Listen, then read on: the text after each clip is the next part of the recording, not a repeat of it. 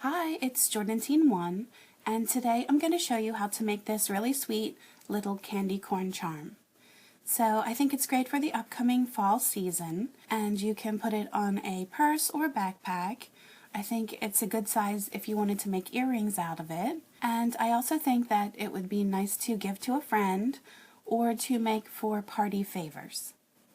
To make your charm, you can use either the Alpha Loom or the full-size Rainbow Loom. And I do prefer to make mine on the Alpha Loom, but I know that not everybody has access to the Alpha Loom, so you can definitely make this on your Rainbow Loom, and that's the way I'll show it today. You just need to have your pins set in line with one another, and you'll only need to use 2 rows of pins, so you can remove the 3rd row or leave it on, it's up to you. And then you would just use 7 sets of pins that are straight across from one another. And you would want to remove those blue base plates from those 7 rows so your bracelet can grow down. To make your candy corn, you'll need 16 yellow, 13 orange, 10 white, and then 1 or 2 clear. I'm going to place a grid pattern in the upper left-hand corner, and then I will highlight each row as we're working on it. So we're going to start with the base of the candy corn and then build our way up. So I have 7 yellow bands for the bottom, and they are just going to go on the pins 7 sets straight across from one another. So you do need to twist this bottom, and you can twist it once or you can twist it more than once. Sometimes I do and sometimes I don't. It does give it a little bit of a tighter look at the bottom.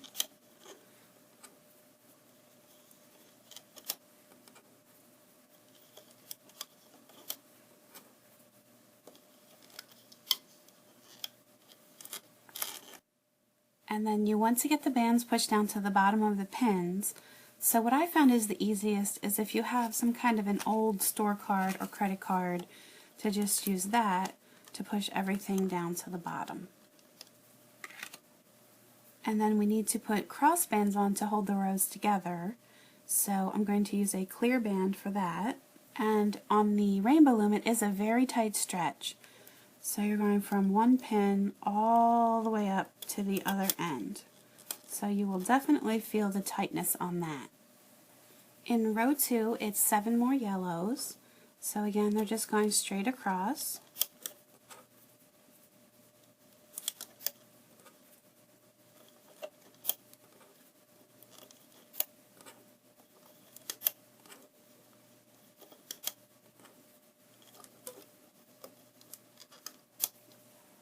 And then that clear band needs to come off. It's definitely tight. And then the bottom band from each one of the pins. So just make sure you're doing both sides.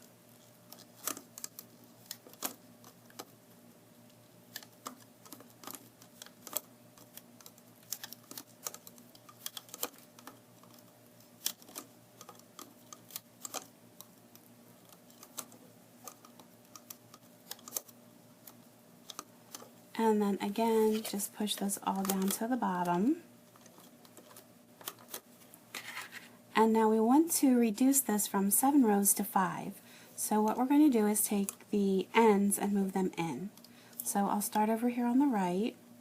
Just going to take this band off and move it into the next one over here.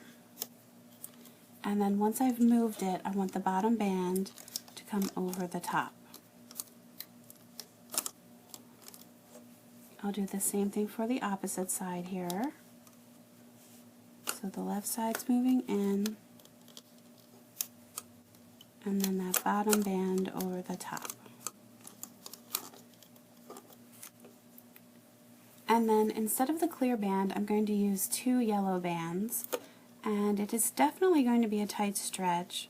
I'm going to do 3 with one, and then I'll do 3 with the other. I think I'll just place it on that center pin and then do the stretching part with my hook.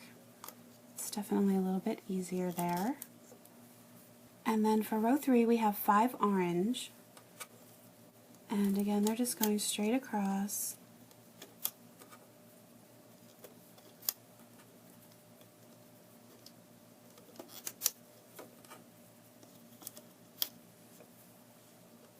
And then these tie bands have to come off.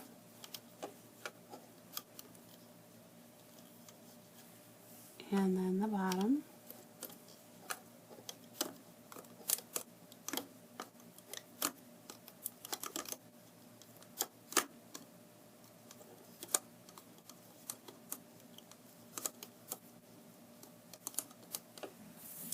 And I'm going to push all of this down to the bottom. And now this time I'm using 2 orange bands for my tie bands. So again, I think I'll just stretch these with my hook. I think it's definitely easier to do. So there's 1/2.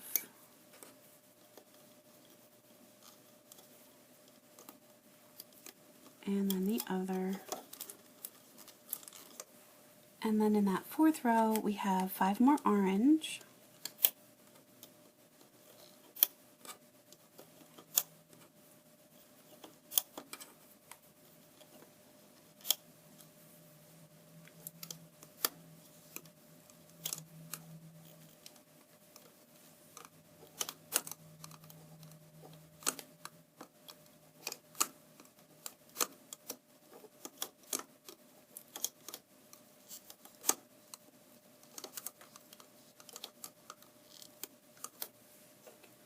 And now I'm going to push this down. And for our next row, we want it to be only 3 pins, so we're going to have to move these sides in once again. So from the right, it's just going to move over, and then the bottom comes off. If I can see what I'm doing here. And then the same thing for the left.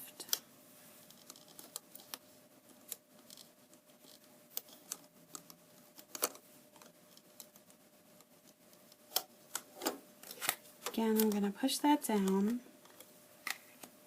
and now I'll use 1 orange for my tie band. It's going to go across all 3, and then I have 3 white for my next row.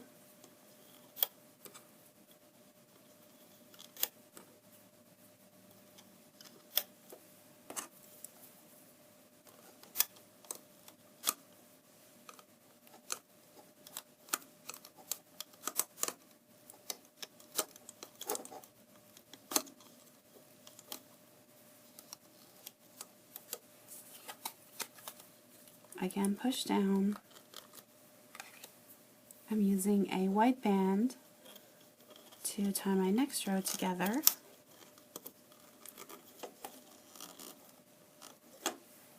I have 3 more white for row 6.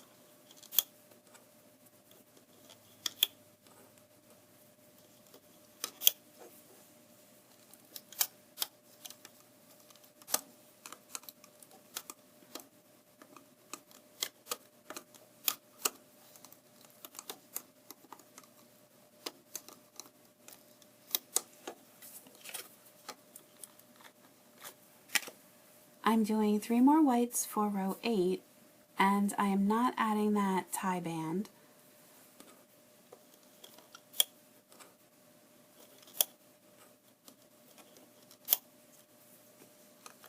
So then the bottom's going to come off.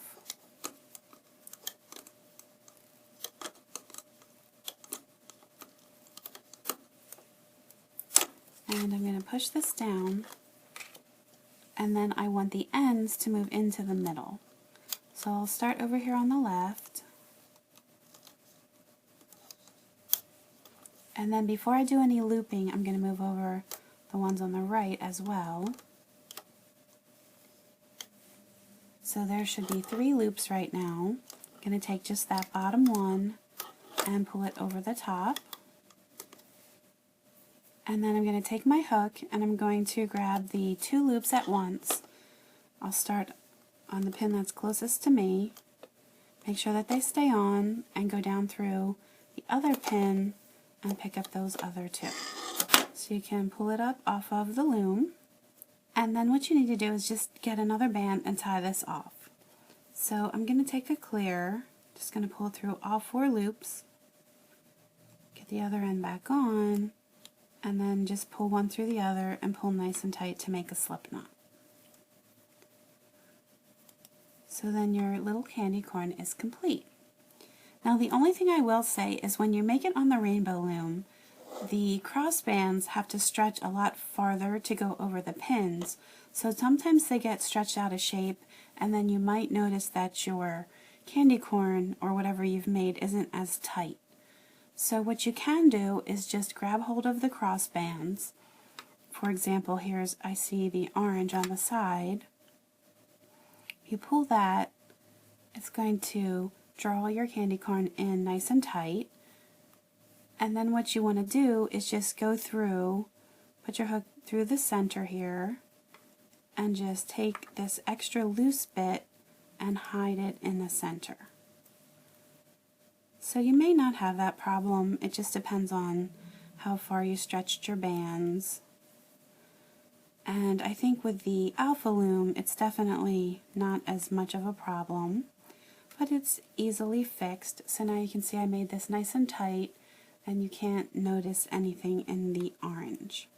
And then if the bottom, same thing, if you think there's too much gap in the bottom, you can just take your clear band, pull that, make that nice and snug at the bottom, and then just go inside here